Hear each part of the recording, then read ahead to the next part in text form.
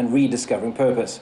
Our guest's journey started at a very young age when curiosity turned into confusion, shame, and later dependency. From early exposure to pornography, alcohol, and drugs, to hitting rock bottom and finally finding healing through self-awareness, spirituality, and discipline. This is a story of redemption, of facing your demons head-on and rebuilding from the inside out. Hello everyone, welcome to this week's edition of Man to Man. I'm your host, Hugo Ribatica. Two things for you to remember: we leave no man behind. And this show is about regular men telling incredible stories. Val, thanks so much for coming on to Man. Thank you very much for having me, Hugo. So the conversation today is about addiction and the journey that you've had to walk. First question is, what does addiction look like to you? Addiction looks like to me a steady narrowing of the things that bring a person joy.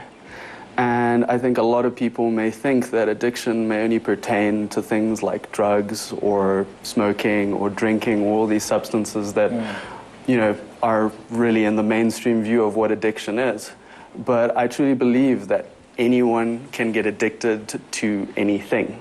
And if something is holding you back from experiencing life to the fullest, if it is leading you to feel less than, and if it's leading to the people around you feeling alienated, and obviously yourself feeling alienated as well, then anything can become a problem.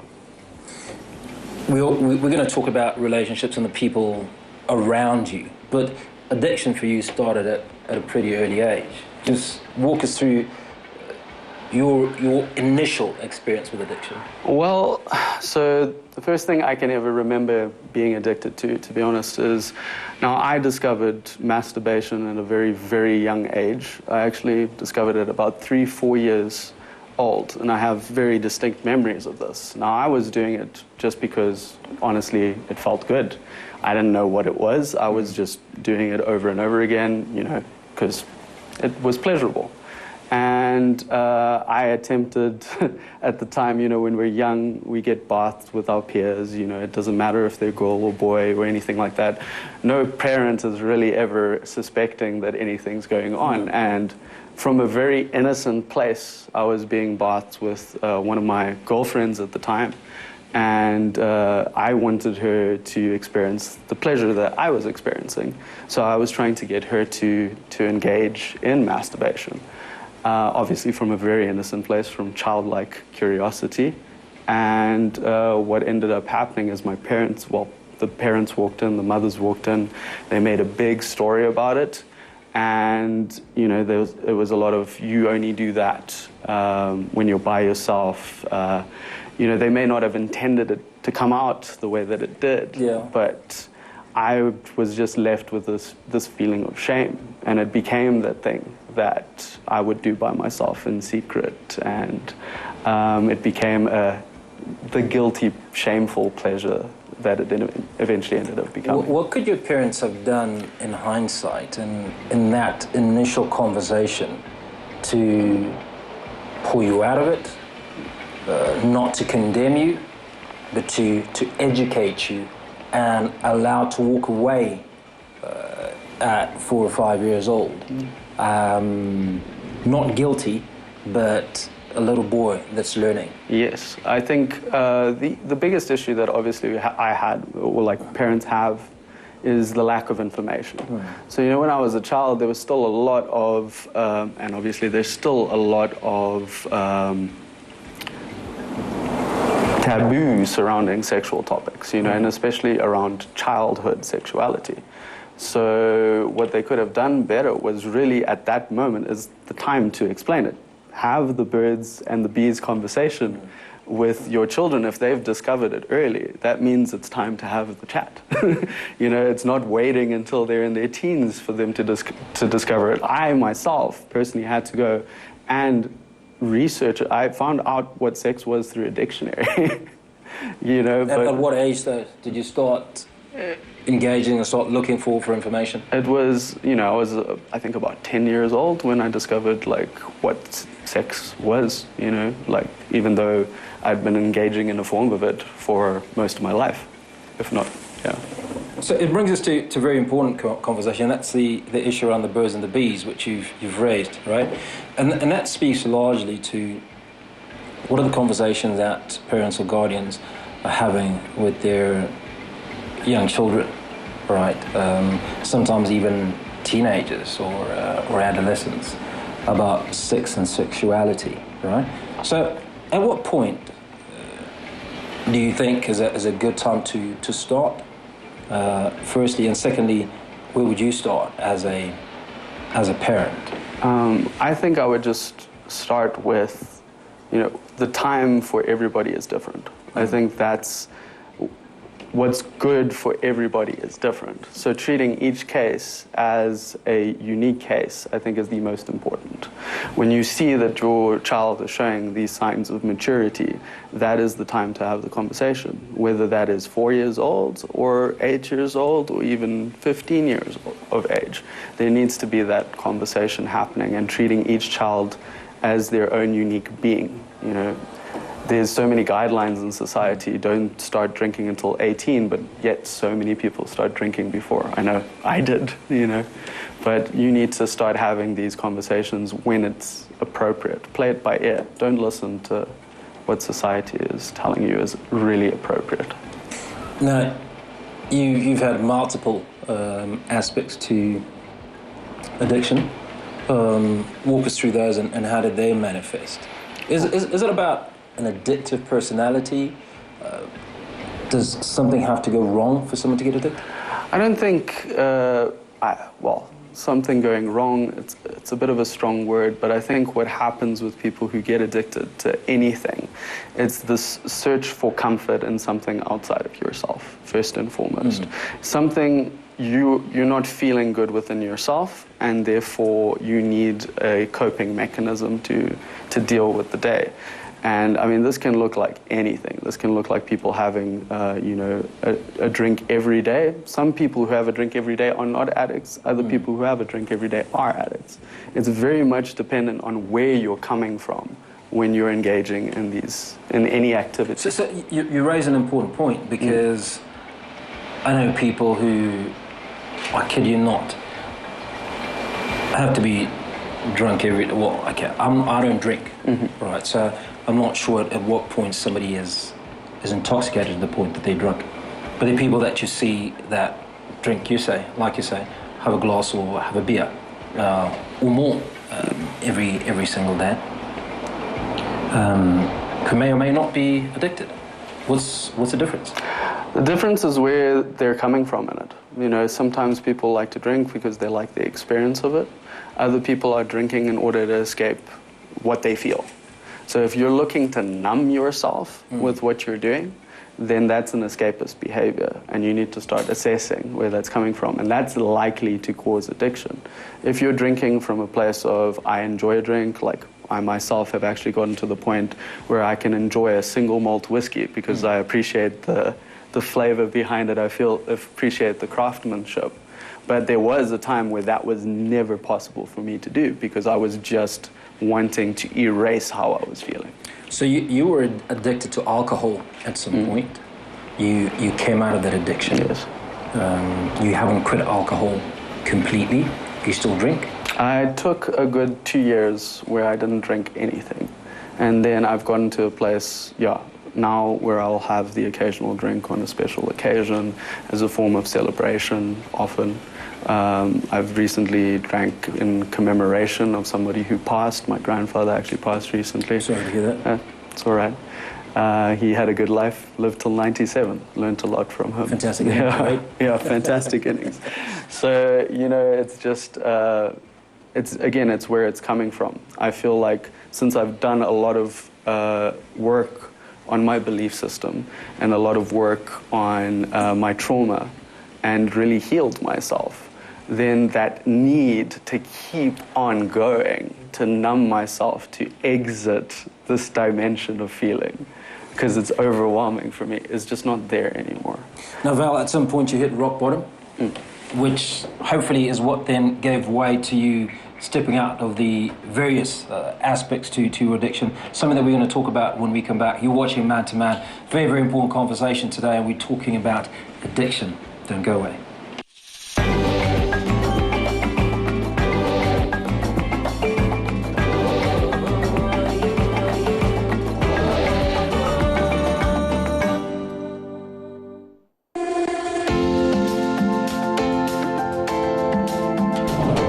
In this business, how you start sets the tone for everything else. Quick service, clean rides, and zero drama. When you land with purpose, you don't wait around, you move. No stress, just the keys to get moving. Legacy gets it right. Fast, friendly, and professional service. I'm Hugo de Batica, host of Man to Man. This is how you travel the Legacy way.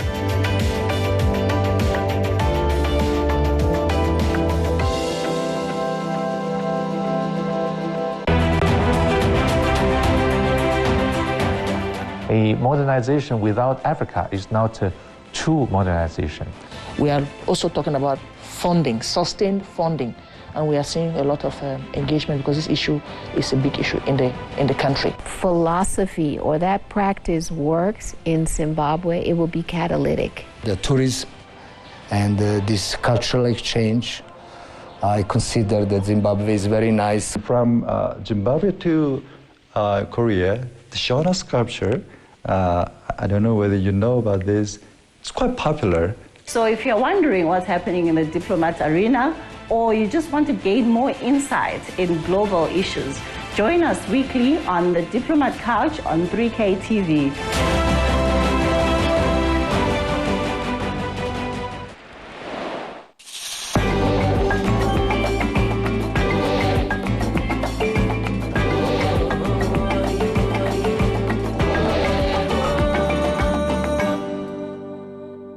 Hello everyone, thank you for staying with us. You're watching Man to Man and we're talking addiction. For those of you that have never been addicted, always been sober, and some of you that have walked the journey to sobriety, this is a very, very important conversation that we have today with Val. So, Val, before the break, we were going to touch on you hitting rock bottom. What did rock bottom look like? And is that the place you needed to get to in order to start coming up? Most certainly. Look, I hope that other people, not everybody has to hit rock bottom before they start doing the work to heal themselves. But my rock bottom looked like the first time that I discovered that I had absolutely no agency over my actions.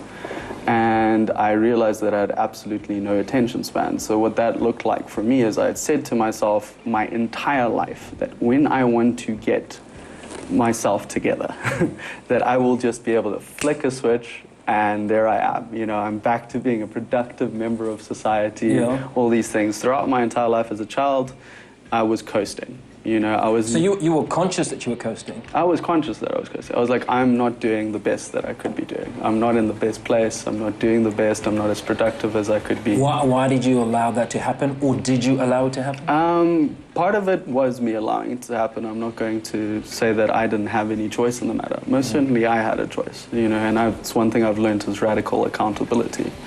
But... Why radical? Right, because... no matter where you are, even if the environment outside of you is dictating to you what you should be doing and who you are, you have the ability to just be like, no, I'm not participating in this. Like if you look at a lot of people, just if I greet people, ask them how they are, they're always talking or they're always complaining about their lives. And there's a pressure to engage in that complaining, and because you may feel sorry for them or you just feel the social pressure. But I've gotten to a point where I just absolutely refuse to engage in that, because doing that is, you're essentially saying that you don't believe in what you believe in, So we took you away just a little bit from rock bottom and having thought about you could flick a switch and bring it all back. But so that day I decided, look, you got to do something productive. Let's just start off with reading a novel, because you haven't read anything in God knows how long. So, how old were you at the time? I think 23 probably at the time. And I decided, okay, let's just try and read. I think it was a Wilbur Smith novel at the time. I like Wilbur Smith. Do you remember what the novel was? Monsoon. Okay. Yeah. And I was reading through the first page, and then all of a sudden I just found myself at my computer watching pornography. And I was like, for the first time, catching myself in that and just being like, how did I get here? I said I was going to be doing this, but I'm actually doing something else. So were you addicted to pornography? Oh, completely. I mean, I was masturbating upwards of between 6 and 10 times a day. It was really, really bad. First thing in the morning, last thing at night, and God knows how many times in between, throughout my life, basically. And even before I came into contact with pornography. But yeah, there I was watching pornography and went back to reading the book. Before I knew it, there I am again at the computer, 3 clicks away, you're there. Yeah. And I genuinely thought I'd broken my brain at that point. Like, there's no coming back from this. Phoned my mom, I'm at uni at the time, and just like crying and just, I've broken my brain. But she didn't understand, obviously, because she's never been truly addicted to at least, substances and alcohol and things of that nature. But for me, it was a big rock bottom moment. And what support did you get from your mum? I'd always gotten a lot of support from my parents, and maybe honestly a little bit too much, because when you get that kind of financial support, it's, people may think, oh, you got the money, you can survive, you're doing all that. But actually what they can be doing in a lot of cases is giving you more rope. Feeding it, right? Yeah, Feeding the habit. more rope with which to hang yourself with, and that was the case in a lot of ways. I think if they had removed a lot of the financial support earlier, I wouldn't have had that. I'd have to have made changes, although I'm not sure if I was even capable of it at the time. And that's what led me, that rock bottom moment is what led me to finding out about things such as meditation and journaling, all these methods of increasing your attention span. Because we live in an age where attention spans are dropping, people are on TikTok, people are on Instagram, people watching pornography. It all takes away from your ability to concentrate on one thing.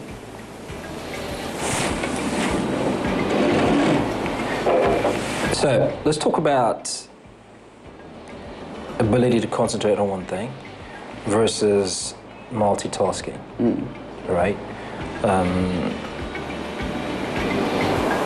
Because I think there's a little bit of a thin line or a gap in there where you may have a short attention span and you hide behind multitasking. Yes. Right. How do you view those two entities? I think that there is something to be said about multitasking, and I think it's something that you can somewhat train, but as you said, a lot of people hide behind multitasking. If you are working on one thing and you have your phone next to you and you're looking at reels, your attention is not there. There's actually this sort of refractory period that you have when you're engaging in social media. You need I think it's about 10 to 18 minutes to reset and go back to the other thing. So tones, yeah. So you are actually shooting yourself in the foot. You're doing neither of those things with full presence. And doing things with full presence, I believe, is where you get things done. And social media and all these things are genuinely not helping us with that. Now, I'm not saying don't engage in social media, don't do all of this, but be very mindful of what you're doing. I would say that social media is probably the biggest addiction that people are facing these days, because it's so socially acceptable. You can be on your phone for 6 hours, but if you are drinking for 6 hours every day, you're called addicted, right? Yeah. If you're on your phone for 6 hours a day, and you're not maybe using it to produce content or doing this, but just consuming content, that sounds like an addiction to me. So that journey from the realization that, hey, this is where I'm at, you've had a phone call to your mum, you've poured your heart out. How did you get to a place of, yes, I'm no longer addicted to the pornography, the alcohol? Yeah. It's been a journey. It's been about 7 years of really, really focused dedication. Well, if you include the years that, then it would probably be closer to 9, so almost a decade of just this almost not ruthless self-examination of everything that is holding me back in my existence, from the way that I'm talking to myself, the words that are coming out of my mouth, what I'm saying to other people, what I'm complaining about, my belief systems and where they may be faulty, and sitting down and just feeling what I'm feeling in a lot of cases, and just processing the things that I've been through. Also, multiple different tools, not the least of which has been plant medicines as well. Basically just doing whatever it takes to get to the place that I know that I can be, you know. That's been 7 to 9 years of work.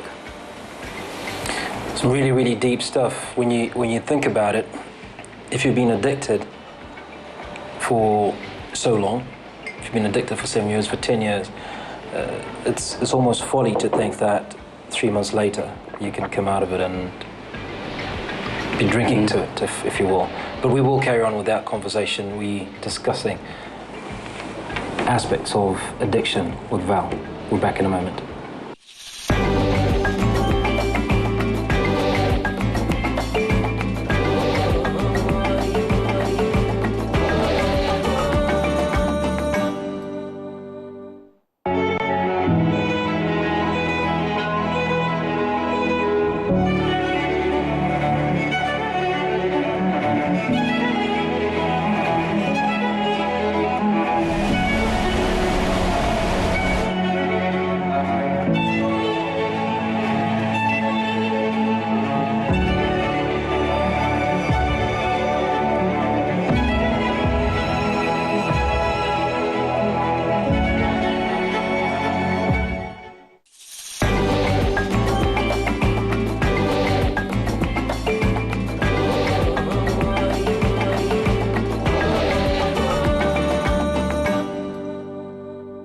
Hello everyone, thank you for staying with us. You're watching Man to Man. Valenti Pereira, lifestyle designer, an individual who suffered, went through various addictions from a very early age.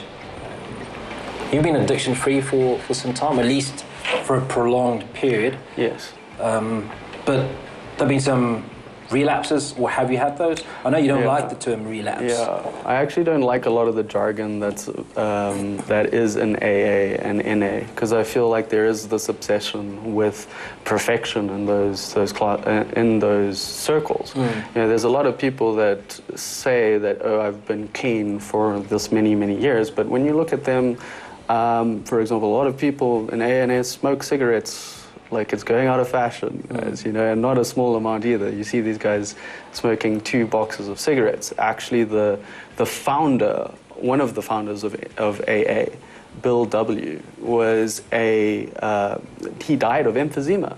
You know, he used to wake up in the middle of the night to smoke cigarettes. So for me, that doesn't sound like you attended to your addiction. You know, you may have stopped one addiction, but you traded it in for another. Maybe it, you know, less disruptive. Yeah. But at the end of the day, are you not still addicted? So, what is the one thing that's pulled you out of this hole? I know that the conversation that we had earlier was addiction for some people might be a sign of weakness or vulnerability to a degree. But what we often forego is that when you come out of addiction, you're in a hole, right? And not many people show that amount of strength in their regular lives when they've never been addicted to dig themselves out of a hole and come to a level playing field. That's the thing. It's difficult to say that it was one thing. I think just by thinking it's one thing can cause you to actually get addicted to that very one thing. Some people are like, oh, meditation cures everything. And then all they do is meditate. Meanwhile, they're not making any money, they're not tending to their lives. I think I would say 2 things primarily. I could say, and they're multifaceted. Getting to know myself deeply, providing space for getting to know myself, like sitting in silence and just feeling what I'm feeling at the time. And then also balance in my day. You know, I feel like we get hooked on one thing is going to fix everything. Like at one point I thought fitness was going to fix my life, and I became addicted to fitness, and I started working out twice a day, 7 days a week, and hurting myself, like injuring myself physically. So a good thing done to excess can become detrimental. You know, so it is about balance, and that's ultimately what my program and how I design programs for people and organizations looks like. It's promoting this idea of balance. Every good thing is just a tool in your toolbox, and you need to go through your life acquiring the tools that allow you to get to know yourself, allow you to function in the world in a much more balanced and peaceful way. So how does one stop themselves from becoming addicted? I mean, how do you check yourself? Stop yourself from becoming addicted. It's a difficult question to answer, but I think it's mostly about just being aware of those things that are holding you back from where you want to be going in life. You know, anything can do it. I stopped drinking at one point. I really doubled down on coffee, and coffee started becoming an impediment to my existence. I was drinking like upwards of 8 cups a day, and I was jittery and anxious, and that's not good for me. Coffee drank in moderation is a lovely social activity. It's a nice, it helps increase your focus, and there's studies to show that coffee has benefits. But done to excess, you can't sleep, damages your sleep, makes you anxious, you know, so really everything in moderation, and also finding what moderation is for you. Very few people are willing to do the self-reflection that it takes to find these things. So Valentina, if people are looking for some assistance, wanting to deal with addictions, or certainly talk to you about it, where do they find you? So I have my Instagram, I am Val Insta. That you can go look at. I do a variety of different things. I'm a multi-passionate person, so I'm learning how to play the guitar. I learn a lot of learning different languages. You learn to speak Shona? Yes, yeah, ndino taura vichana. So wanengo yakadi uchidzidza kutaura Shona? Well, ndino ndidzidzisa ndega, ndagona kutaura mazuva ese nevanhu ndichiri kudzidzira. Fantastic. Yeah, asi ndinoda kutaura yakadzika. Zvakadzika. Yeah. Fantastic. Val, thank you so much for making time and speaking to us on Man to Man.